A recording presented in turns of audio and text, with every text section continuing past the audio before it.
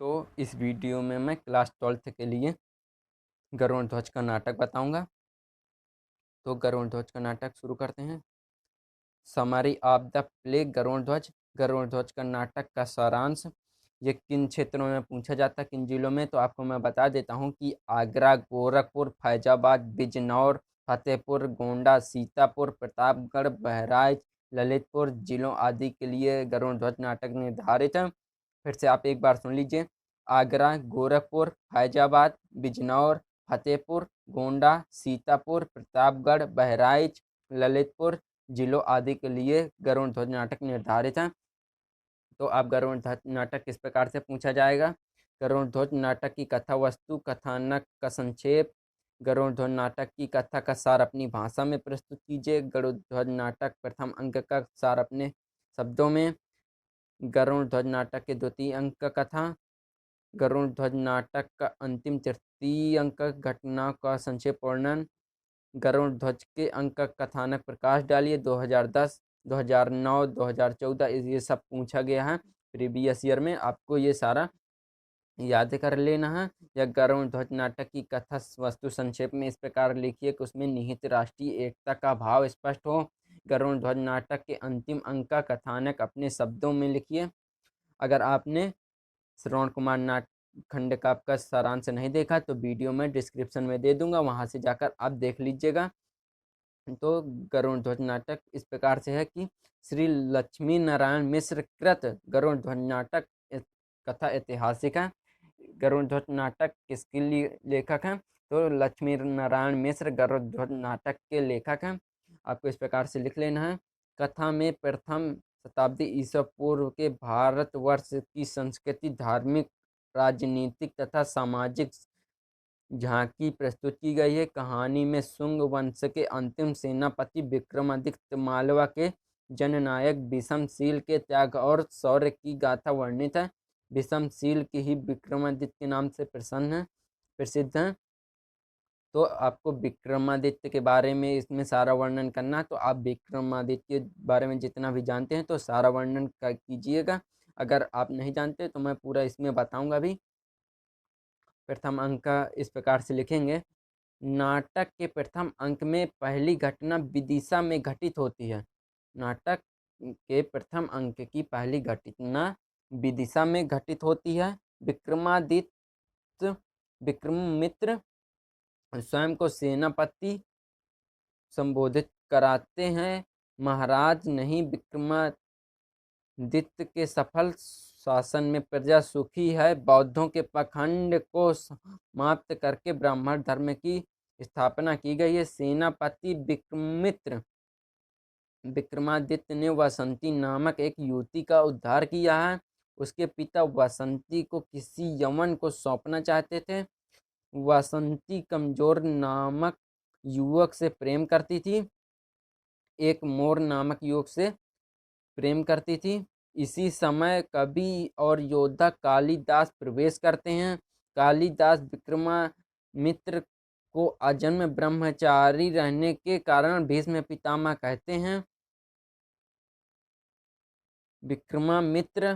विक्रमित्र इस समय 87 वर्ष के हैं। इसी समय साकेत, एक यवन श्रेष्ठी कन्या कौमुदी का सेनापति देवभूति द्वारा अपहरण करने का सूचना विक्रमादित्य को मिलती है। देवभूति कन्या का अपहरण कर उसे काशी ले जाते हैं। विक्रमित्र कालिदास को काशी पर आक्रमण करने की आज्ञा दे देते हैं। तो इस प्रकार से आपको विक्रमादित्य का वर्णन करना है। तो आप ये विक्रमित्र न लिखकर विक्रमादित्य लिख दीजिए या विक्रमित्र लिख दीजिए, एक ही है।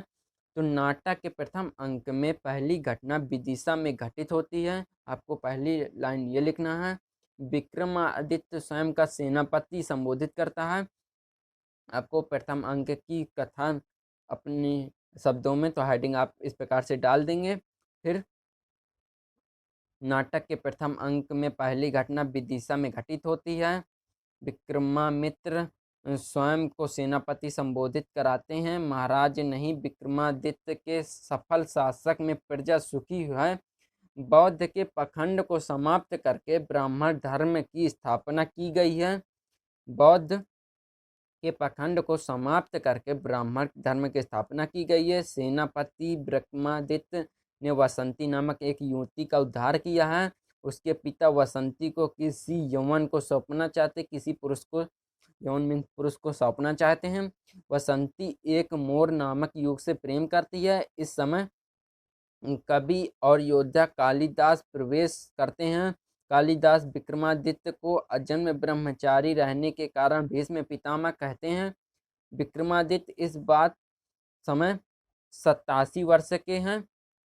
विक्रमित्र इस समय 87 वर्ष के हैं। इस समय संकेत के एक यौन श्रेष्ठी की कन्या कौमुदी का सेनापति देवभूति द्वारा अपहरण करने की सूचना विक्रमादित्य को मिलती है। देवभूति कन्या का अपहरण कर उसे काशी ले जाता है। विक्रमादित्य कालिदास को काशी पर आक्रमण करने की आज्ञा देता है। आपको इसी प्रकार से लिखना है। आप वीडियो को पॉज करके कम से कम 3 से 4 बार इस प्रथम अंक को पढ़िए तो आपको पूरा समझ में आ जाएगा। आप इसको याद मत करिए। आप अगर 3 से 4 बार पढ़ लेते हैं तो आपको पूरा समझ में आ जाएगा और आप इसको पेपर में आसान तरीके से लिख पाएंगे। फिर विक्रमादित्य के द्वितीय अंक की कथा आप इस प्रकार से लिखेंगे। नाटक के दूसरे अंक में 2 घटनाएं प्रस्तुत की गई हैं। प्रथम में तक्षशिला के राजा अंतिलिक का मंत्री हलोदर विक्रमित्र से अपने राज्य के दूत के रूप में मिलता है। हलोदर भारतीय संस्कृति में आस्था रखता है तथा सीमा विवाद को वार्ता के द्वारा सुलझाना चाहता है। वार्ता सफल रहती है तथा हलोदर विक्रमादित्य को अपनी राजा की ओर से रत्न जड़ित स्वर्ण गरुड़ ध्वज भेंट रूप देता है। फिर विक्रमित्र के आदेशानुसार कालिदास काशी पर आक्रमण करते हैं तथा अपने ज्ञान और विद्वत्ता से काशी के दरबार में बौद्ध आचार्यों को प्रभावित कर देते हैं। वे कौमुदी का अपहरण करने वाले देवभूति तथा काशी नरेश को बंदी बनाकर विदेशा ले जाते हैं। नाटक के इस भाग में वसंती काशी विजयी कालिदास का स्वागत उनके गले में पुष्पमाला डालकर करती है। इसी प्रकार से आपको जैसे मैंने कि बताया कि 4 से 5 बार अगर आप इस कथा को देखते हैं या पूरी एक बार से 2, 3, 4 बार तक पढ़ते हैं तो आपको ये सारा दिमाग में आ जाएगा और आप पूरा आसान तरीके से लिख पाएंगे। तो आपको वीडियो पॉज करके देखते जाना है और वीडियो को 1 से 2 बार देखें। नाटक के दूसरे अंक में 2 घटना प्रस्तुत की गई हैं। प्रथम में तक्षशिला के राजा अंतिलिक का मंत्री हलोदर विक्रमादित्य के राज्य के दूत के रूप में मिलता है। तो इसमें प्रथम तक्षशिला के राजा अंतिलिक का मंत्री हलोदर विक्रमादित्य अपने राज्य से दूत के रूप में मिलता है। हलोदर भारतीय संस्कृति में आस्था रखता है। हलोदर भारतीय संस्कृति में आस्था रखता है तथा सीमा विवाद को वार्ता के द्वारा सुलझाना चाहता है। वार्ता में सफल रहती है तथा हलोदर विक्रमादित्य को अपने राजा की ओर से रण जड़ित स्वर्ण गरुड़ ध्वज भेंट स्वरूप देता है।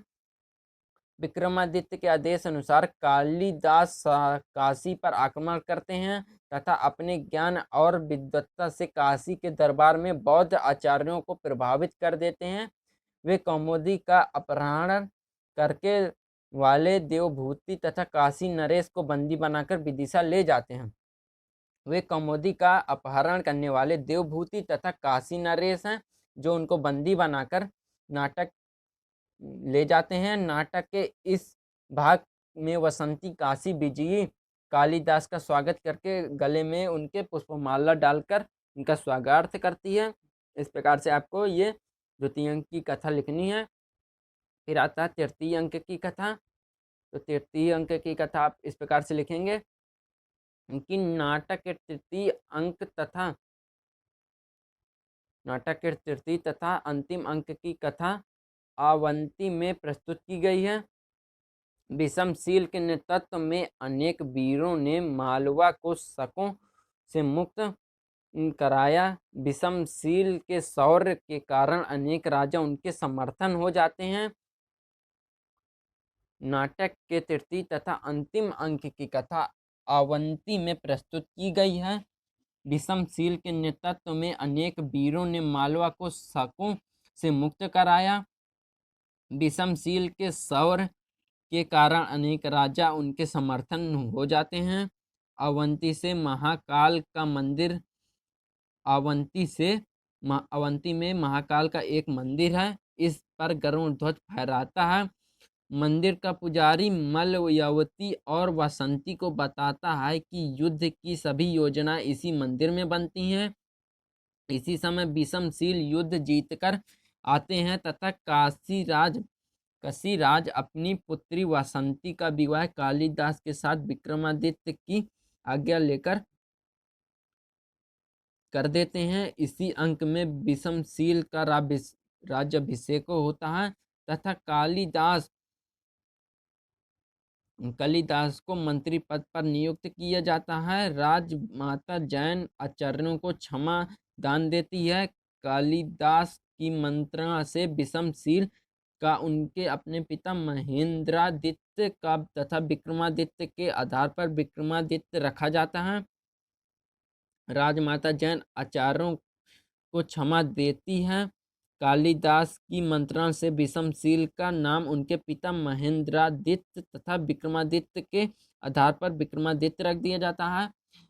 विक्रमित्र आपको इस प्रकार से है कि इनके पिता का नाम महेंद्रादित्य था, तो विक्रमादित्य के आगे अपने पिता का नाम विक्रमादित्य जुड़ गया है।